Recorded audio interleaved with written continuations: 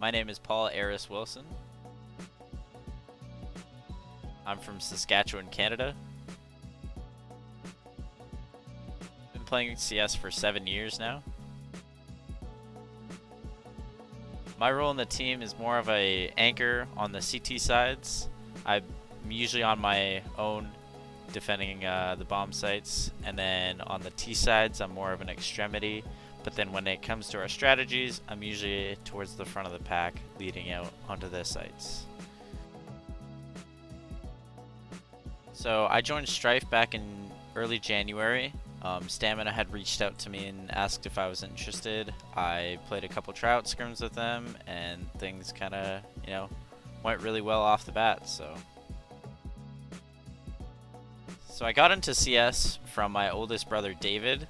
He had been playing the game just casually with his friends, and one day walking home from church, he asked me if I wanted to get the game. I said sure.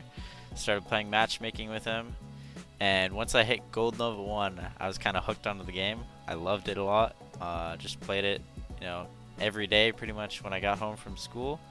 And then I got into ESEA, played the PUG system. Started in like C- or something and grabbed my way up, and then I got into ESEA Open, where I started playing team play, and I really enjoyed it. I look up to Twist from FaZe. I feel like I have a connection with him as we're both Canadian. I think it's pretty cool to see someone like him being so successful with not such great circumstances when he was coming up in the scene. I think like having to play on 80 ping isn't great, but he showed that it's definitely doable, and I think it's just kind of funny seeing that. So I think Hext is going to be the next breakthrough player in NA. I played on a main team with him in Season 30, back when we won main, and he's just been a super solid player. He's been growing a lot throughout the years, and it's just been super cool to see him grow with RBG, now Carpe Diem. And yeah, he's just shown that he's got a lot of great skill and that he can compete with some of the high level teams over in Europe when they went over there. So I think the FAMAS Mecha Industries is probably one of the most underrated. For Factory Neo, I bought it for $8, and it's like a black and white with hints of red, and it really works well with my knife glove combo. Yeah. So for me, I think it's the Dragon Lore.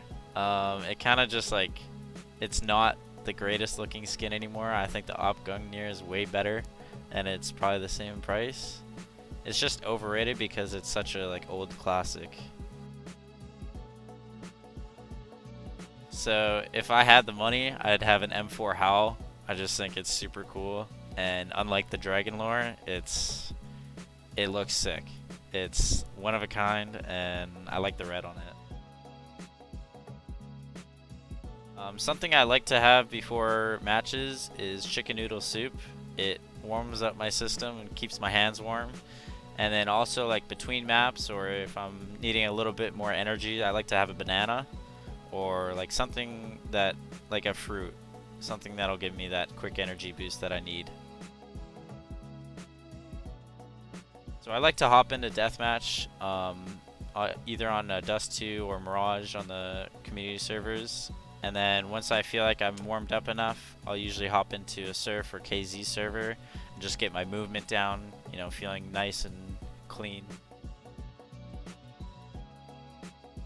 My hype song is On and On by Cartoon and Daniel Levi. And on we'll go.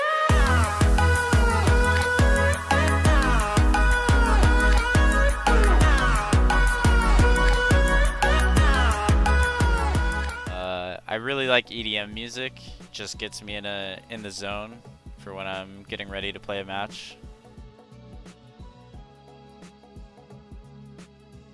So I've learned a lot to be try to be positive no matter what, even if the situation is out of your hands, or if we're down a map in a series, just try to move on, think ahead, and just try to play each game as if it's a new game, right? You can't get down even when you're behind. You always got to be pushing and working hard to prove yourself.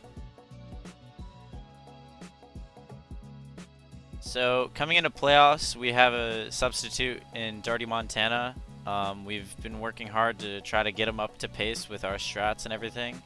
And I think in playoffs, it was just the big thing for us was just making playoffs. For me, that was a big goal in mind, considering it's my first season in ECL. Throughout playoffs, I think we can do some upsets as long as we're playing our game. This has been Aris from Strife. I'd just like to thank all of our fans for your support throughout this season. It's meant a lot to everyone here, and we're looking forward to the playoffs.